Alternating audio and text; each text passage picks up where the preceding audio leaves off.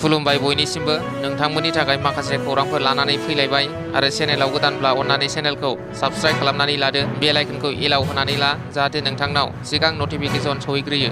दानिया खोनासंलांदो।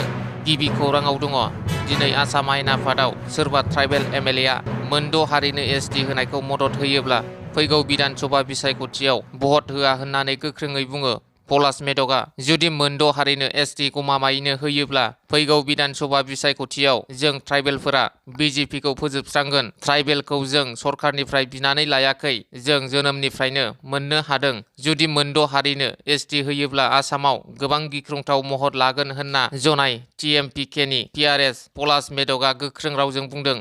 नैथि खौराङाव दङ इउपिपिएल लाइमोन गांखं आफादनि आफादगिरि इराग्दाव ब्रह्मनि दैदेननायाव इउपिपिएल लाइमोन गांखंनि मोनसे हानजाया फुजा मेलानि मुङाव जुवा खेला होनायखौ बन्द' खालामनांगौनि दाबिजों क'क्राझार जिल्ला बेंगिरिनो गोसोखां बिलाइ गथायदों। थामथि खौराङाव दङ बर' माहारियारि फरायसा आफाद बनसुआ थांखिखौ मावफुंलांनांगौनि थाखाय मिरु आफादखौ गोख्रों खालामनो सोद्रोमा बांहोदों। आफादगिरि आरो गाहाय नेहाथारि दंखायोब्लाबो आइसि महरै ब्रिटेन इस्लारिखौ आफादगिरि आरो सानसुमा बसुमतारीखौ गाहाय नेहाथारि आइसि थिसनदों। ब्रैथि खौराङाव दङ बाइक बायनो मोजां मोनग्रा रायजो राजाफोरनि थाखाय मोजां खौरां। रायजो राजाफोरनि सुबिदाखौ नोजोर लाखिनानै आसाम आरो सोनाब बंग सिमा ओनसोल सिमुलटापु बाजाराव मैया ईशान मटर्स मुंनि गंसे बाइक श'रुम बेखेवनानै होयो। बे बाइक श'रुमाव नोंथांमोना यामाहा कम्पानिनि गासैबो बाइक आरो स्कुटिफोरखौ मोननो हागोन।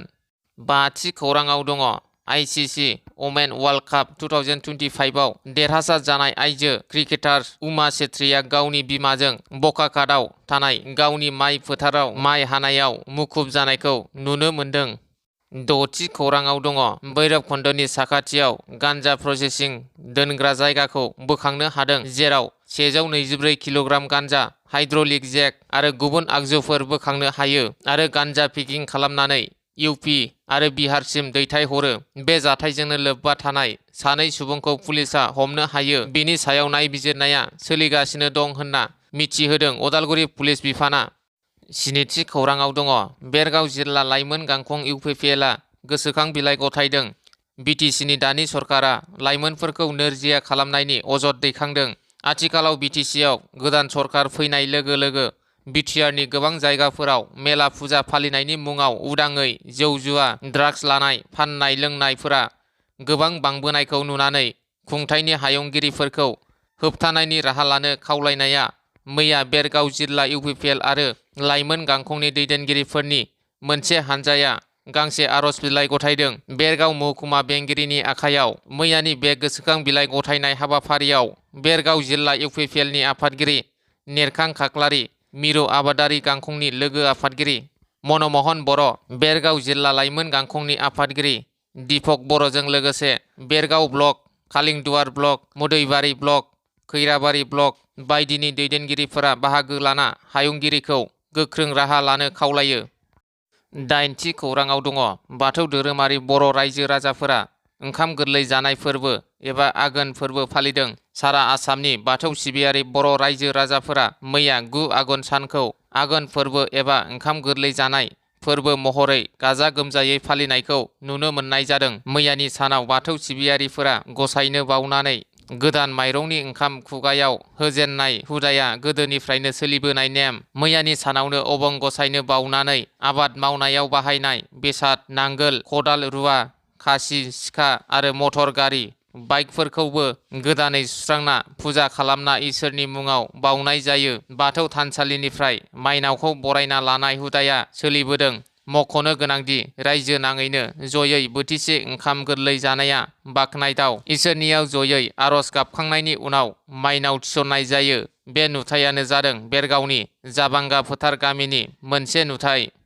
गुथि खौराङाव दङ 31थि all India Upendranath Brahma gold cup football टुर्नामेन्टआ जागायबाय। उदालगुरि स्टेडियामाव उपेन्द्रनाथ ब्रह्मनि मुङै बोसोरफ्रोमबो खुंबोनाय बादिनो देग्लायबो 25 नभेम्बरनिफ्राय 31थि all India Upendranath Brahma gold cup football टुर्नामेन्टआ जागायबाय। गिबि हाबाफारि बायदियै बिटिसिनि बुंथिगिरि त्रिदिप दैमारिया फिरफिलाखौ बिरहोयो आरो नैथियाव बिएससिनि बारग' लेङाइ गाहाय मावफुं सोद्रोमा आरो UDSAनि बोसोनगिरि प्रदीप कुमार दैमारिया UN ब्रह्मनि मुसुखायाव बिबार बावजेनो। मेचनि गिबि हाफनि 36 मिनिटआव क'क्राझारनि बारहुंखा क्लाबनि जार्सि नाम्बार 16 कंकन राभाया हरिसिंगा RSA नि हेंथायै गिबि गल सोनो हायो। रादाब बिबुंथिनि गेजेरजों UDSA नि आफादगिरि BTC नि डेपुटि चिफ रिहन दैमारि, UDSA नि बोसोनगिरि प्रदीप कुमार दैमारि आरो BTC नि EM प्रेस मोसाहारि बिथांमोना बाहागो लादों। 10थि खौराङाव दङ मोनद' हारिनो ST होमारोब्ला जोंबो आलादा रायजोनि थाखाय जानजि खाफ्रानायानो साबसिनसै होनना एबसुनि आफादगिरि दिपेन बर'आ फेसबुक पेजनि गेजेरजों फोरमायदों। एबसुनि आफादगिरि दिपेन बर'आ गावनि फेसबुक पेजनि गेजेरजों दासान्दि सोलिबाय थानाय थासारि आरो आसामनि आयेन आफादाव बोखावजायै गवालपारा जिल्लानि कच राजबंशी हारिनो ST होनो नागिरनायखौ सुलुंनिफ्राय मिथिना माखासे दुखु फोरमायदों। 11थि खौराङाव दङ उन्दै बैसोआवनो गोब्राब बेरामजों भुगिनांदों सासे फरायसुलाया मोदोम गंसे सानाय सुनायनि नाख्रेबनायजों थांनाय 1 बोसोरनि सिगांनिफ्रायनो गोब्राबै भुगिनांनानै दं।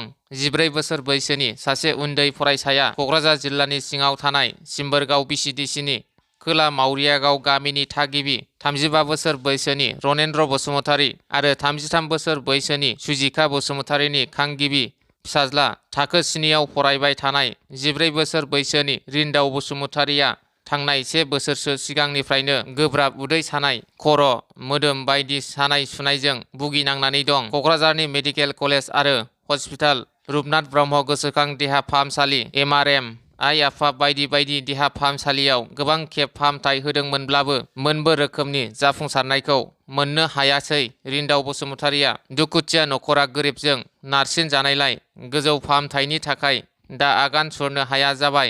जाहोनाव गोब्राब सानाय देहाखौ लानानै उन्दै फरायसा रिन्दाव बसुमतारीया न'आवनो गोग्लैसोना थानो गोनां जाबाय। बे समाव दुखुथिया बिमाया गावनि उन्दै फिसाज्लानि देहानि थाखाय रायजो राजाफोरजों लोगोसे सोलिफु BTC सरकारनि खाथियाव अनसुंथाइनि थाखाय आखाइ फोलावदों। लोगोसेनो गामिनिनो गामि गोरा बामाचरन बसुमतारीयाबो दुखुथिया नखरनि थाखाय अनसुंथाइ हरनो थाखाय रायजो राजा आरो सरकारखौ खावलायहरदों। अनसुंथाइखौ हरनो थाखाय account number 375509082449, IBC code SBIN 0000119 आरो 9854765426 मबाइल नाम्बारनि गेजेरजों जगाजग खालामनो हागोन। 12थि खौराङाव दङ कच राजबंशी हारिनो ST होनो नागिरनायखौ लानानै दिनै बेलासिनि 4 रिंगायाव एबसुआ बनजार सावनानै खुद्रिसारगोन।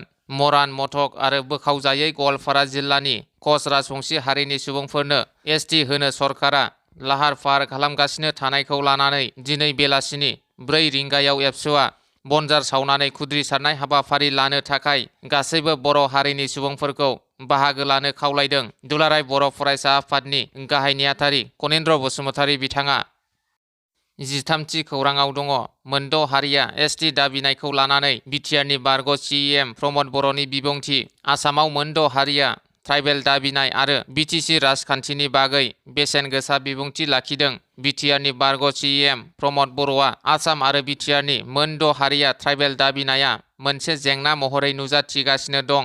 बे जेंनाफोरखौ भारत सरकार आरो आसाम सरकारासो समाधान खालामनो हागोन। ट्राइबेल नङै सुबुंफोरनो ट्राइबेलनि मर्यादा होनाय आरो होयिया भारत संबिजिरनि आवथायाव दं।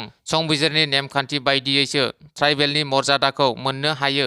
बिटिआरनि बारग' CEM प्रमद बर'आ बुंथिबावोदि ट्राइबेल खालामनाय जेंनाखौ आथिखालाव थाखानाय ST हारिनि सुबुं आरो दा बे समाव ST मर्यादानि थाखाय सोमावसारनाया मोनद' हारिनि गेजेराव सावरायलायनानै बे जेंनानि राहाखौ दिहुननो नांगौ।